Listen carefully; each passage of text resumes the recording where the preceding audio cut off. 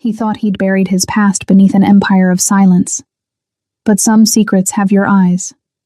3 pairs of them, standing in a hotel lobby, on his honeymoon, with another woman's ring on his finger. She disappeared 6 years ago without a word. Now she's back, with the truth he was never supposed to know, ever, and a danger that could destroy them all. This is the story of a man who ruled the underworld, but couldn't escape the only thing that ever made him human. Welcome back to another Afro-Korean story that will stay with you long after it ends. Before we begin, please subscribe and help us reach 1,000 subscribers. Your support means everything. Now let's dive into this unforgettable journey. The Amalfi Coast had never looked more like a postcard. Azure water, white cliffs, lemon groves bleeding gold into the afternoon light. Jae-sung stood in the marble lobby of the Grand Hotel Vesuvio, his new wife's laughter somewhere behind him, and felt his heart stop. Not slow. Stop. Because across the polished floor, near the concierge desk, where tourists asked about boat tours and wine tastings, stood a woman he'd buried 6 years ago. Not literally, though he'd wanted to. She wore a simple white dress. Her hair was longer now, pulled back in a way that made her look older, wiser, tired in a way that had nothing to do with travel. And beside her, 3 children, boys, identical, maybe 5 years old, with his eyes. Jae-sung didn't breathe, didn't blink. The world narrowed to the width of a hallway, and the distance between what he'd believed and what was standing 15 feet away. "Jae, are you listening?" His wife's voice floated toward him like a sound from another dimension. Mira, 28, beautiful, safe. The daughter of a shipping magnate who didn't ask questions about late-night meetings or the men who followed Jae-sung through Seoul like shadows. She touched his arm. He didn't feel it. "I asked if you wanted to have dinner at the Terrace restaurant tonight. Or, Jae?" Across the lobby, one of the boys laughed, high and bright. The sound cut through marble and memory like a blade through silk. The woman, Naomi, turned. Their eyes met, and the 6 years between them evaporated like morning fog over the Han River. She froze. Her hand tightened around a small suitcase. Her lips parted, but no sound came out. One of the boys tugged her dress. "Mommy, you said we could see the boats." "Mommy." The word landed in Jae-sung's chest like a bullet he couldn't remove. "Jae?" Mira's voice sharpened. "You look pale. Are you feeling all right?" He forced himself to breathe, to turn, to look at the woman he'd married 3 days ago in a ceremony that cost more than most people earned in a lifetime. "I'm fine," he said. His voice sounded like it belonged to someone else. "You don't look fine." Mira frowned, concern creasing her perfect face. "Maybe you should sit down. The flight was long and I need a moment." He walked away before she could respond. Not toward Naomi, toward the bar, toward something that resembled air. Behind him, he heard Mira's heels clicking against marble, confusion in her voice as she called his name. But he couldn't stop, because if he stopped, he'd turn around. And if he turned around, he'd have to face the impossible. That the woman he'd loved, the woman who'd vanished without a word, without a note, without even the decency of a lie, had been raising his children. Children he didn't know existed. Children who had his eyes and her smile and a whole life he'd never been part of. The bar was empty, except for a bartender polishing glasses, with the kind of focus that suggested he'd learned not to notice hotel drama. "Whiskey," Jae-sung said. "Double. Neat." His hands didn't shake when he lifted the glass. They never did. That was the training. The years of standing in rooms where showing weakness meant dying, where a single tremor could cost more than money. He'd built an empire on stillness, on the ability to look at a man and decide his fate without blinking. But right now, staring into amber liquid that caught the Italian sunlight, Jae-sung felt like a boy again, lost, angry, terrified. "Sir?" The bartender's voice was gentle, practiced. Your wife is asking for you." Jae-sung turned. Mira stood at the bar entrance, elegant and worried, her honeymoon glow dimming under the weight of questions she didn't know how to ask. And beyond her, near the elevator bank, Naomi shepherded 3 small boys toward the brass doors. She didn't look back, but one of the boys did. The smallest one. With Jae-sung's eyes, and a curiosity that felt like staring into a mirror from 27 years ago, the elevator doors closed. They were gone. "Jae?" Mira's hand found his shoulder. "What's wrong? You're scaring me." He looked at his wife, at her designer dress and diamond earrings, and the life they were supposed to start together. A life built on the grave of everything he used to be. "Nothing," he said. The lie tasted like ash. "I just need to make a phone call." The terrace restaurant overlooked the Mediterranean like a painting someone forgot to finish. Perfect. Beautiful. Incomplete. Mira ordered seafood. She talked about tomorrow's yacht tour, about the villa in Positano her father had recommended, about how marriage suited him. Jae-sung heard none of it. His phone sat on the white tablecloth like a grenade. He'd excused himself twice already. Once to the bathroom. Once to take a business call that consisted of him standing on a stone balcony, staring at waves, trying to remember how to think. Naomi was here, in this hotel, with his sons. Sons. The word still didn't feel real. He'd spent 6 years building walls around the place where she used to live inside him. 6 years convincing himself that her absence was a choice, that she'd looked at what he was, what he'd become, and decided she wanted no part of it. He'd been 26 when they met. She'd been a graduate student, literature. She read poetry in coffee shops and laughed at his jokes and never asked about the men who called him at 3 a.m. He'd loved her the way drowning men love air. Desperately. Completely. Without strategy. And then one morning, she was gone. No note. No call. Her apartment empty except for furniture that wasn't hers. He'd searched. Of course he'd searched. Used every resource his family's organization had. Called in favors that cost him alliances. Turned soul upside down looking for a woman who'd become a ghost. Nothing. It was like she'd been erased.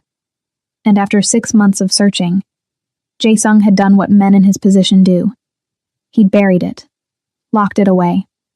Built something new on top of the grave. He'd taken over operations his father had been too cautious to touch.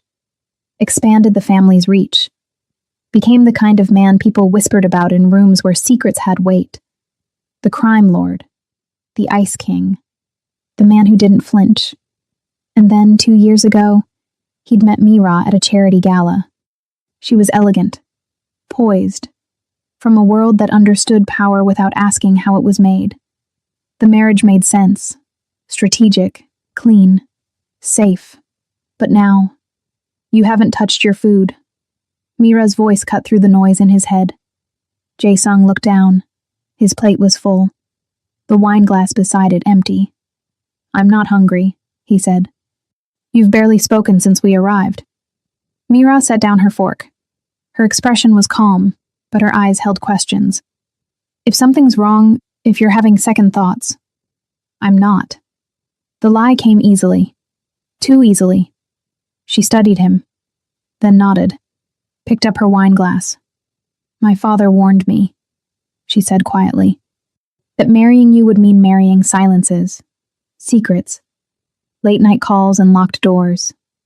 Jae-sung met her gaze. "I didn't promise you easy," he said. "No." Mira's smile was sad. "You promised me honest. That's different." The accusation landed soft, but it landed. She stood. Placed her napkin on the table with the kind of grace that came from a lifetime of diplomatic dinners and carefully managed emotions. "I'm going to bed," she said. "When you're ready to tell me what's really wrong, I'll listen." She walked away.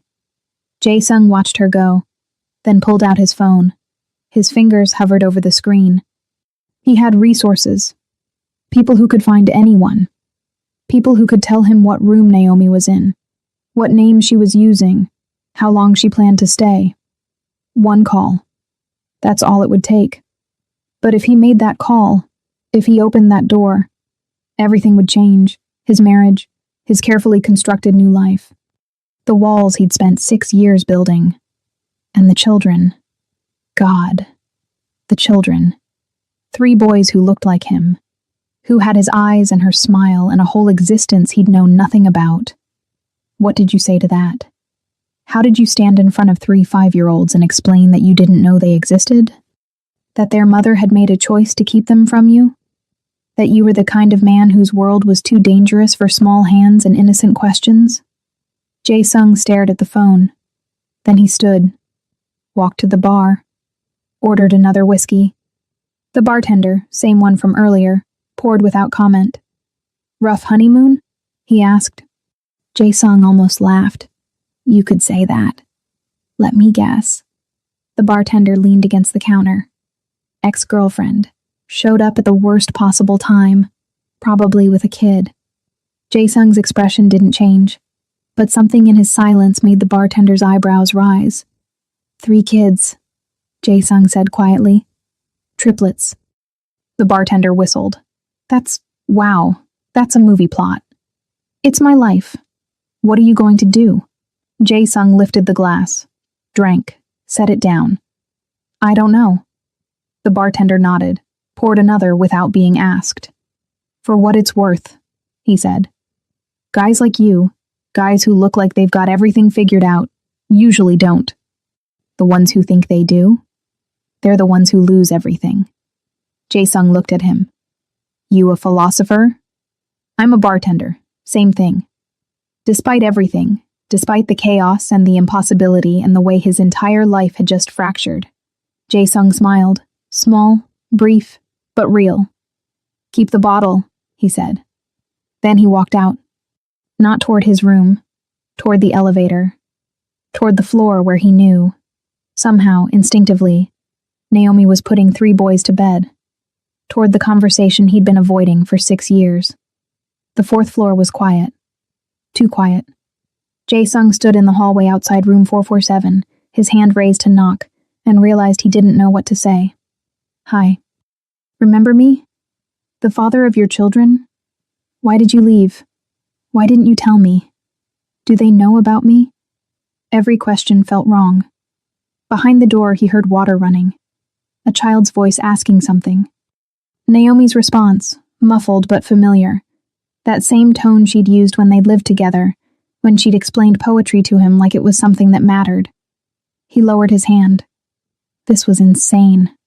He was standing outside a hotel room on his honeymoon, about to confront a woman who'd disappeared, about to meet children who didn't know he existed.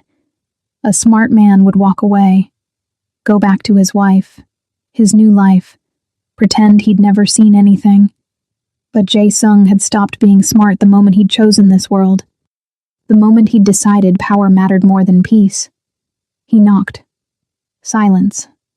Then footsteps. The door opened 6 inches. A security chain caught. Naomi's face appeared in the gap. She looked older up close. There were lines around her eyes that hadn't been there before. A tiredness that went deeper than exhaustion. But she was still beautiful.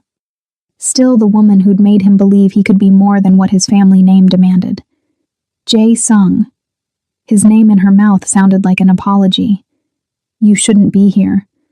Neither should you. Her eyes closed, opened. Please, just go back to your wife. Pretend you didn't see us. Pretend? His voice stayed low, but the anger beneath it was sharp enough to cut. You want me to pretend I didn't just see my 3 sons in a hotel lobby? They're not... She stopped, swallowed. It's complicated. Then uncomplicate it. I can't. Naomi? Mommy? A small voice from inside the room. One of the boys. Jae-sung couldn't see him, but the sound of it, high and sleepy and so impossibly innocent, made something in his chest crack. Naomi's expression shifted. Protective. Fierce. I have to go, she said. No. Jae-sung put his hand on the door. Not forcing. Just present. We're talking about this. Not here. Not now. Then when? She hesitated. Her eyes searched his face like she was looking for something she'd lost. Tomorrow, she said finally. There's a cafe, 2 blocks west of here, called Il Limoni. Meet me there at 9. The boys will be with a sitter. Naomi, please. Her voice cracked. Just give me tonight. Let me figure out how to explain this. She stopped. You deserve answers. I know that. But I need time. Jae-sung wanted to argue, to push the door open, to demand everything right now. But the way she looked at him, like she was barely holding herself together, like one more question might shatter her completely, he stepped back. 9 o'clock, he said. She nodded, then closed the door. Jae-sung stood in the hallway for a long moment, his hand still raised, his heart still racing. From inside the room, he heard Naomi's voice, soft, gentle, singing something in a language he didn't recognize. A lullaby for their sons. He turned, walked back toward the elevator. The hotel felt different now, like it was holding its breath, waiting to see what would break first, his marriage, his past, or the carefully constructed empire he'd built on pretending nothing could touch him. When he reached his room, Mira was asleep, or pretending to be. Jae-sung stood in the doorway, watching her breathe, and wondered if this was the last night of the life they were supposed to have. Tomorrow, everything would change. Tomorrow, he'd sit across from the woman who'd disappeared and learn the truth about why she'd left. About the sons she'd kept from him. About the 6 years of silence that had nearly destroyed him.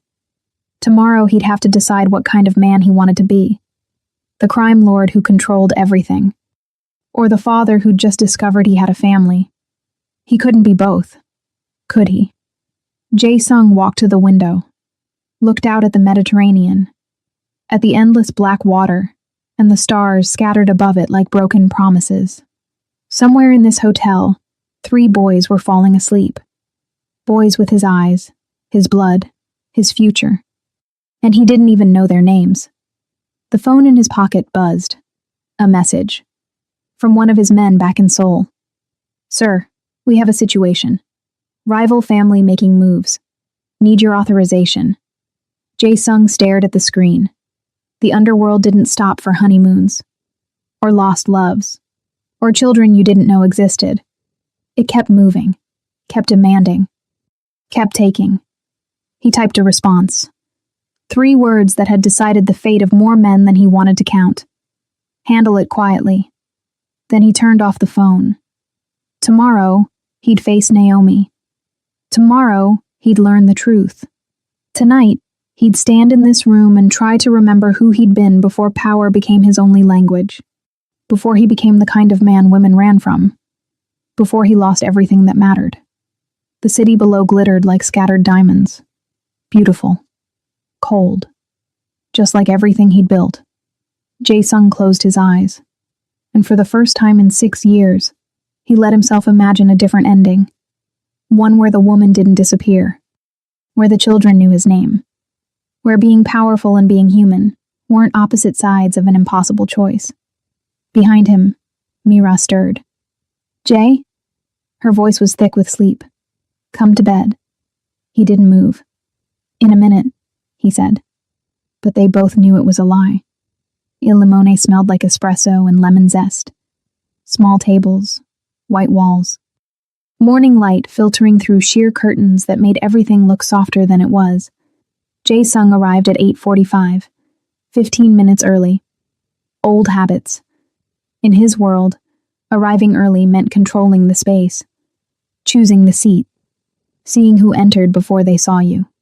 He picked a corner table, back to the wall, eyes on the door, ordered an espresso he wouldn't drink, and waited. Mira had been awake when he left. She'd asked where he was going.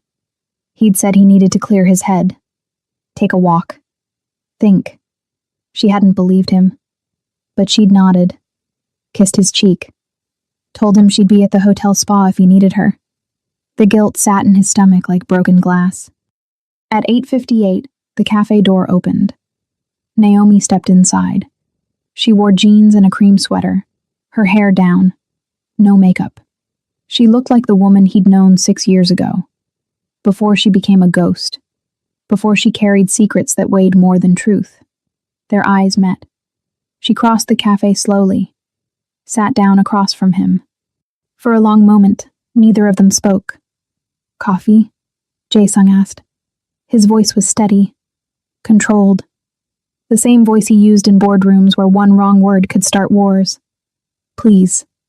He signaled the waiter, ordered her an Americano, black, no sugar.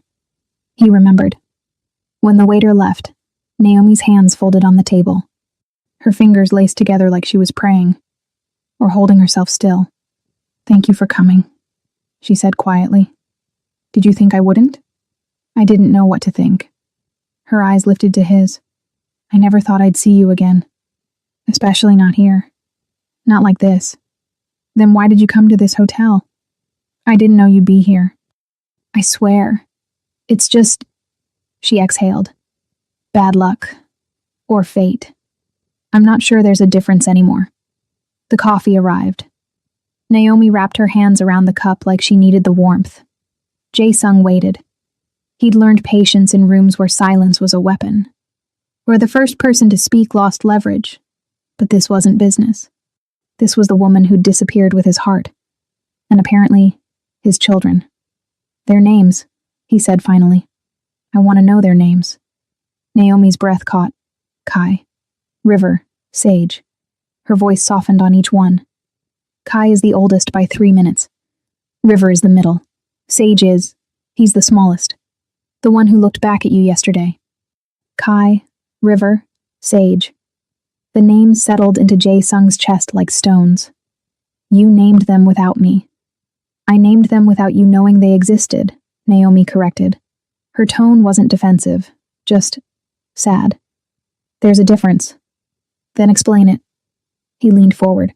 "Explain why you disappeared, why you kept them from me, why you let me spend 6 years thinking you'd just given up, walked away." Naomi's eyes glistened. "Because staying would have killed you." The words hung between them like smoke. Jae-sung's expression didn't change, but something inside him went very still. "What are you talking about?" She set down her coffee. Her hands trembled. "Do you remember the last night we were together?" Of course I remember. How could he forget? They'd had dinner at that tiny restaurant near Hongdae.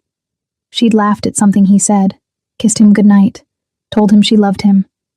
The next morning she was gone. That night, Naomi said slowly, I couldn't sleep. You'd gotten a call around 2 a.m. You left the apartment. You thought I was asleep, but I wasn't. Jae-sung's jaw tightened. He remembered the call. A situation that needed handling. The kind of situation that happened in his world. The world he'd tried to keep separate from her. I followed you, Naomi continued. I know I shouldn't have. But I was worried. You'd been distant for weeks, taking calls in other rooms, coming home with blood on your shirts you thought I didn't notice. Naomi, I saw what you did. Her voice cracked. In that warehouse by the river, I saw you with those men. I saw... She stopped, closed her eyes. I saw who you really were. The air between them turned cold. Jae-sung's hands were flat on the table, steady. But his mind was racing. That night, the warehouse, the rival family that had been moving product through their territory without permission. He'd handled it, quietly, permanently, the way his father had taught him. You witnessed everything. Naomi's eyes opened. I saw you give the order. I saw what happened after. And then I saw the man in the corner, the one who was taking pictures, recording it. Jae-sung went very still. What man? Older, 50s maybe. He had a camera with a long lens. He was documenting everything. And when you left, when your men left, he made a phone call. I heard him say your name, say that he had proof, that he could bring down your entire family. The world tilted. Jae-sung had spent 6 years believing the hit on his organization that spring had been bad luck. A rival family getting bold, a leak in their security. But if someone had documented that night, if they had proof, why didn't you tell me? Because they would have killed you to cover it up. Naomi's voice broke completely now. Your own family, Jay. If they knew someone had that kind of evidence, if they knew you'd been compromised, you would have been the first body in the river. She wasn't wrong. In his world, liability was a death sentence, even for the boss's son. So you ran, Jae-sung said quietly. I found out I was pregnant 3 weeks later. Tears spilled down her cheeks. Triplets. The doctor said it was a miracle. But all I could think was, how do I keep them safe? How do I keep you safe? If that man came forward, if your family found out, you should have told me. So you could do what? Naomi's voice rose. Get yourself killed protecting me? Get our babies killed because you couldn't walk away? You were 26, Jay. You were your father's heir. You couldn't just disappear. So you did it for me. I did it for us. She wiped her eyes. I changed my name, moved to London, worked 3 jobs to keep us hidden. Every day I wondered if that man would come forward, if your family would find me, if... She stopped. Jae-sung's hand moved across the table. Slow, deliberate. He covered hers. Her breath caught. Did he? Jae-sung asked. Did the man ever come forward? No. Naomi's voice was barely a whisper. I've been waiting 6 years, but nothing. It's like he vanished, or he was taken care of. Naomi's eyes widened. Jae-sung's expression was unreadable, but inside, pieces were clicking into place. That spring. The leak. The 3 men who disappeared from a rival family without explanation. His father had handled it, and Jae-sung had never asked questions, because in his world you didn't. You've been running from a ghost, he said quietly. I've been protecting our children from your world. Naomi pulled her hand back. And I'd do it again, even if it meant I never knew them. Especially then. Her voice was fierce now. Because knowing them would mean choosing them, and choosing them would mean leaving everything you'd built. Your family. Your power. Your entire life. You don't think I could do that? I think you'd try. Naomi's smile was broken. And then I think your world would pull you back. And our boys would grow up watching their father become the kind of man I saw in that warehouse. The kind of man who solves problems with violence, who can't escape what he is. The accusation landed like a blade between his ribs. Because she was right. Wasn't she? He'd spent 6 years becoming exactly that man. Colder. Harder. More willing to do what was necessary. He'd buried the part of himself that had loved her, and built an empire on its grave. What do you want from me? Jae-sung asked. His voice was quiet, empty. Naomi looked at him for a long time. Nothing, she said finally. I want nothing from you. We came here for a vacation. A chance for the boys to see the ocean. We're leaving tomorrow. You'll never see us again. That's not your choice to make. It's the only choice that keeps them safe. From what? From me? From everything you are. The words cut deeper than any knife. Jae-sung stood. The chair scraped against tile. I have 3 sons, he said. Each word measured, controlled. 3 sons who don't know I exist. You don't get to decide if I'm part of their lives. Not anymore. Jay, I'll give you today. He pulled out his wallet, dropped euros on the table. Tomorrow morning, we talk again. With them. They deserve to know who I am, even if you think I'm a monster. He walked toward the door. Jae-sung. He stopped. Didn't turn. You're not a monster, Naomi said quietly. That's the problem. Monsters don't feel what you're feeling right now. Monsters don't have anything left to lose. Jae-sung's hand tightened on the doorframe, then he walked out. Into the Italian morning.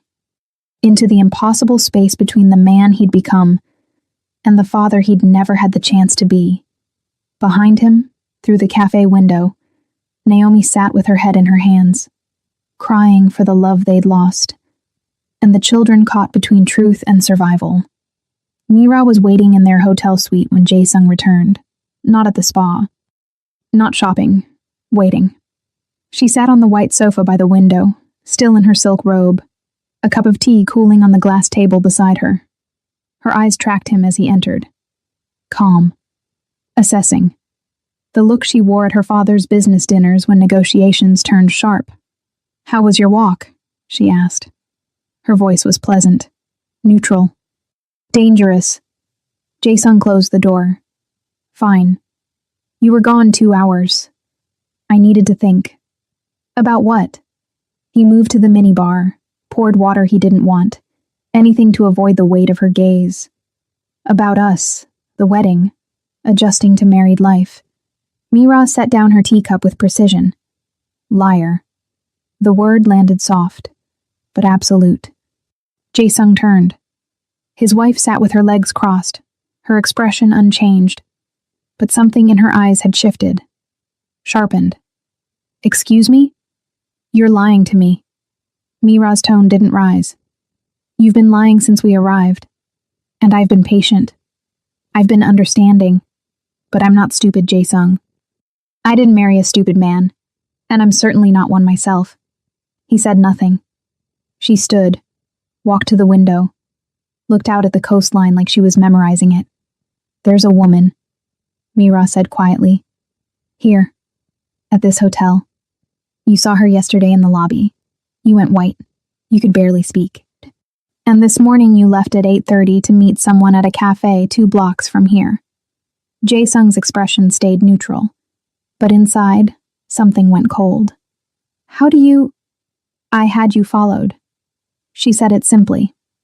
Matter of fact. "Not by anyone you'd recognize. My father's people, not yours. They're very discreet." Of course she did. Mira was the daughter of a shipping magnate who'd built an empire on knowing things other people tried to hide. She'd been raised in boardrooms where information was currency. Why would marriage be different? "Her name is Naomi Laurent," Mira continued. "She's staying in room 447, traveling with 3 children, boys, identical triplets. 5 years old." She turned. "Yours?" The question hung in the air like a blade. Jae-sung could lie. Should lie. Protect what was left of this marriage with the same ruthlessness he protected everything else. But looking at Mira, at the woman he'd promised honesty, even when he couldn't promise easy, he couldn't. "Yes." The word came out quiet. Final. Mira didn't flinch, didn't gasp, didn't cry. She just nodded, like she'd already known. "How long have you known about them?" "Since yesterday, in the lobby." "So you married me 3 days ago with no idea you had children?" "Yes." Mira walked to the sofa, sat back down, her hands folded in her lap. "Tell me everything." And he did. Not because she demanded it, but because after 6 years of silence and 3 days of lies, the truth felt like the only thing left that mattered. He told her about Naomi, about the love that had felt like drowning and breathing at the same time, about the morning she disappeared without explanation. He told her about the warehouse, the violence, the witness with the camera. He told her about this morning, the cafe, the names of 3 boys he'd never met: Kai, River, Sage. When he finished, Mira was quiet for a long time. The Mediterranean breeze moved through open windows. Somewhere below, tourists laughed. Life continued like nothing had broken. "Do you love her?" Mira asked finally. "I don't know. That's not an answer. It's the only one I have." Jae-sung sat across from her. "I loved who she was 6 years ago, before she left, before this. But the woman in that cafe, I don't know her anymore." "But you want to." He didn't answer. He didn't need to. Mira's smile was sad. "I knew you weren't in love with me," she said quietly. "When you proposed, I knew. But I thought—" She stopped. "I thought respect and partnership would be enough." That we could build something real even if it didn't start with passion. Mira, let me finish. Her voice was gentle but firm. I thought I could be the wife you needed. The woman who understood your world. Who didn't ask questions about the blood on your shirts or the late-night calls. Who played her part perfectly. You have been. I've been a placeholder. Mira's eyes glistened but no tears fell. For the woman you actually wanted. The one who left. That's not. It is. She stood. And now she's back. With your children. With 6 years of answers you've been searching for. And I'm... She laughed. Bitter. Small. I'm the wife you married on your way to someone else. Jae-sung felt something crack in his chest. I chose you. You chose safety, convenience. A marriage that made sense on paper. Mira walked to the bedroom. Stopped at the doorway. But sense isn't love. And paper burns. What are you saying? She looked back at him. I'm saying meet your sons. Learn the truth. Figure out who you want to be. Her voice softened. And when you do, if you still choose me, if you can look at me and honestly say you want this marriage, I'll be here. And if I can't, Mira's smile was heartbreaking. Then I'll sign the papers, and I'll tell my father the truth, that I married a man who was already in love with someone else, and that some ghosts are too beautiful to bury. She disappeared into the bedroom. The door closed with a soft click. Jae-sung sat in the empty suite, surrounded by luxury that suddenly felt suffocating. His phone buzzed. A text from an unknown number. The boys are at the beach, near the lighthouse. If you want to meet them, really meet them, you know where to find us. N. He stared at the screen. Behind that bedroom door was a woman who'd offered him an impossible kindness, who'd looked at his betrayal and given him permission to choose something else. At the beach was a woman who'd run from him to protect him, who'd raised his children alone for 6 years because she believed his world would destroy them. And somewhere between the two was the man he'd become, the crime lord who controlled everything, the husband who'd made promises, the father who'd just discovered he had sons. Jae-sung stood, grabbed his jacket, walked out of the suite. He didn't go back to the bedroom to tell Mira where he was going. She already knew. Some choices make themselves. The hard part is living with what they cost. The lighthouse stood white against blue sky. Waves crashed against rocks below. Salt air. Seabirds calling. The kind of afternoon that belonged in memory even while it was happening. Jae-sung walked across warm sand, his shoes in his hand, his heart in his throat. 50 yards ahead, Naomi sat on a blanket with 3 boys. They were building something in the sand. A castle, maybe. Or a fortress. Their laughter carried on the wind like music he'd never learned to play. He stopped at the edge of the blanket. All 4 of them looked up. The boys stared with identical faces.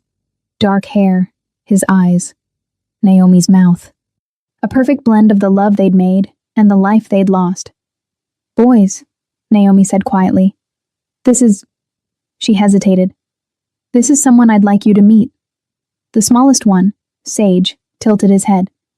Are you the man from the hotel? Jae-sung's throat closed. Yes. You looked sad, Sage said. Why were you sad? Because I just found out you existed. Because I've missed 5 years of your life. Because I don't know how to be your father. I was surprised. Jae-sung said instead. I wasn't expecting to see... He stopped. I wasn't expecting to see people I cared about. You care about us? The middle boy, River, frowned. But we just met you. Sometimes you care about people before you meet them. That's silly. But River smiled. The oldest, Kai, said nothing. Just watched with careful eyes that reminded Jae-sung of himself at that age. Already learning to measure the world, to calculate danger. Jae-sung sat down on the sand, not on the blanket, not yet. He hadn't earned that. What are you building? He asked. A fortress, Kai said, with walls and a moat, so nothing can get in. That's smart. River wanted to build a castle, But castles aren't safe. Fortresses are better.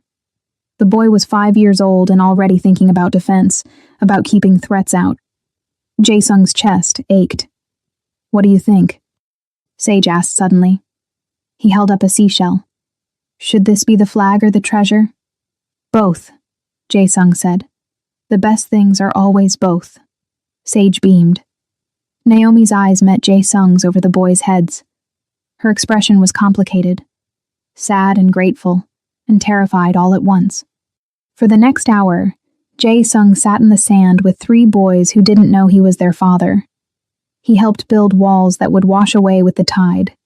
Listened to Sage explain the difference between sand crabs and hermit crabs.